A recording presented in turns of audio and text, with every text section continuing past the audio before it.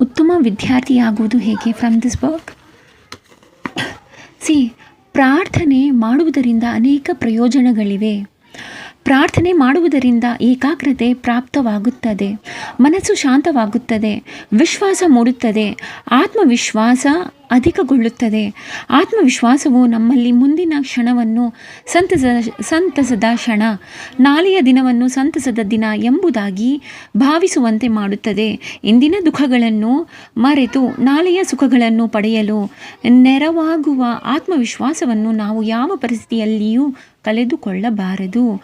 ಶ್ರದ್ಧೆ ವೃದ್ಧಿಗೊಳ್ಳುತ್ತದೆ, ಹೃದಯವು ಭರವಸೆಯಿಂದ ಕೂಡುತ್ತದೆ, ದುಃಖ ದುಗುಡ ವ್ಯಾಕುಲಗಳು ದೂರವಾಗಿ ಶಾಂತಿ ಸಮಾಧಾನ ನೆಮ್ಮದಿ ದೊರಕುತ್ತವೆ, ಆಲೋಚನೆಗಳು ಸ್ಪಷ್ಟವಾಗುತ್ತವೆ, ಆಶಾವಾದಿತನವನ್ನು ನೀಡುತ್ತದೆ, ನಿರಾಶಾವಾದಿತನವನ್ನು ಹೋಗಲಾಡಿಸುತ್ತದೆ.